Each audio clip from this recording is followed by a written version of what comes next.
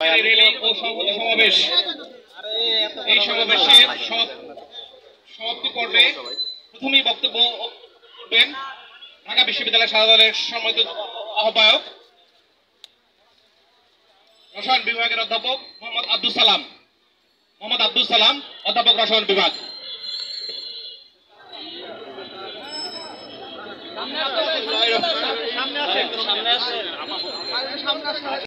সম্মানিত সভাপতি, ঢাকা বিশ্ববিদ্যালয় সাদা দলের জয়েন্ট কনভেনার এবং সাদা দলের উপস্থিত সকল সহকর্মী ভাই ও বোনেরা, আসসালামু আলাইকুম।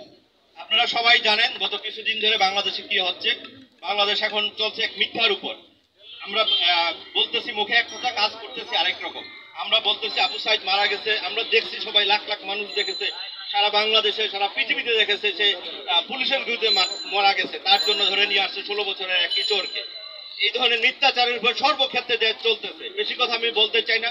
আমাদের একটাই দাবি, এই যে 200 মানুষ মারা গেছে, 200-র উপরে মানুষ মারা গেছে, এর জন্য দায়ী কারা সেটা আমাদের বাইর করতে হবে। এবং যারা দায়ী তাদের কাছে আমরা কোনো বিচার চাইতে পারি না, যাদের কাছে আমরা কোনোভাবেই বিচার চাইতে পারি না। আমরা বিচার চাইতে পারি একটা নিরপেক্ষ সরকারের কাছে। সেই জন্য আমাদের দাবি অনতিবিলম্বে এই সরকারের পদত্যাগ এবং নতুন সরকারের কাছে আমরা বিচার চাবো। আমরা এদের কাছে কোনো বিচার চাইতে পারি না। আজকে আমাদের বাচ্চারা আন্দোলনরত, আমাদের বাচ্চারা স্কুল কলেজ সবকিছু বন্ধ। পৃথিবীতে কোনো ইতিহাস নাই যে ক্লাস 1-এর বাচ্চা থেকে শুরু করে বিশ্ববিদ্যালয় বন্ধ চলছে। তাহলে কি সরকার চলতেছে এই দেশে? আদৌ কোনো সরকার আছে কিনা? শিক্ষা ব্যবস্থা ধ্বংস হয়ে যাচ্ছে। আজকে আপনারা দেখেন সর্বক্ষেত্রে অনিয়ম চলতেছে। আপনারা দেখেন পৃথিবীর ইতিহাসে এত বড় ছাত্র হত্যা এর আগে শুধুমাত্র চীনে হয়েছে, আর বাংলাদেশে কোথায় হয় নাই পৃথিবীতে। এটা দ্বিতীয় বৃহত্তর ছাত্র হত্যা এই বাংলাদেশে চলে গেছে। তাহলে আমরা এর বিচার চাচ্ছি নতুন সরকারের আন্ডারে এবং এই সরকারের পদত্যাগ করছি। আমি আর আমার কথা দীর্ঘায়িত না করে এখানে সবাইকে 14 তারিখ মাঝরাত থেকে 15 তারিখ থেকে শুরু করে এখন পর্যন্ত এই নির্বিচারে আমাদের সন্তানদেরকে গুলি করে মারা হচ্ছে, হেলিকপ্টার থেকে গুলি হচ্ছে, সামনে গুলি হচ্ছে। সেনাবাহিনীর কাজ হচ্ছে দেশকে প্রতিরক্ষা দেয়া, বিজেপির কাজ হলো বর্ডারকে রক্ষা করা, কিন্তু তারা সবাই এখন আমাদের নিরস্ত্র ছাত্রদের উপরে লেলিয়ে পড়েছে অস্ত্র হাতে নিয়ে। আমরা এর বিচার চাই।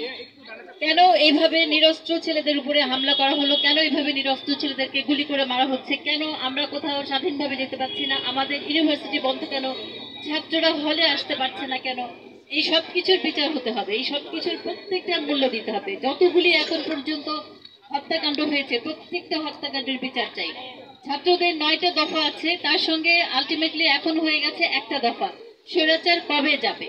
আমরা শিক্ষকরা এই দফার সঙ্গে সবাই একমত। আমরা সবাই চাচ্ছি স্বৈরাচার যত তাড়াতাড়ি সম্ভব তাড়াতাড়ি যাক।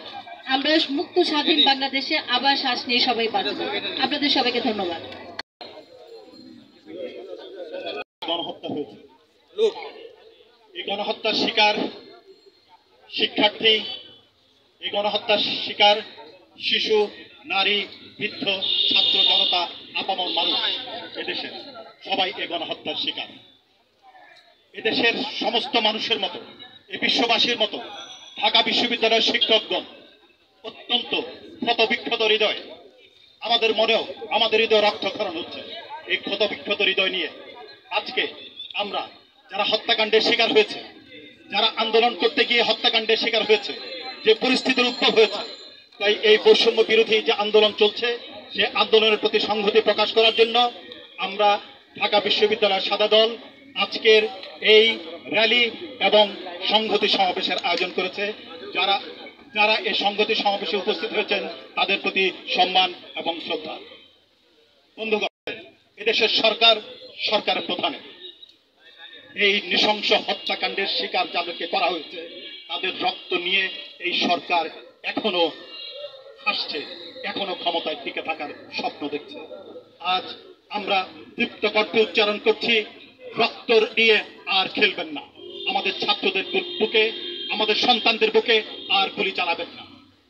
গণহত্যার দায় স্বীকার করে আপনারা পদত্যাগ করুন। নির্দলীয় নিরপেক্ষ সরকারের কাছে ক্ষমতা হস্তান্তর করুন।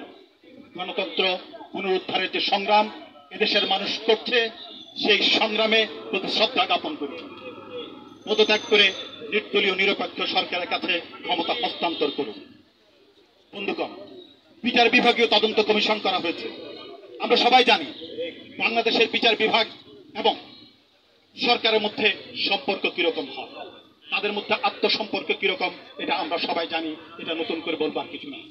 যার ফলে এদেশের সকল সাধারণ মানুষের মতো এদেশের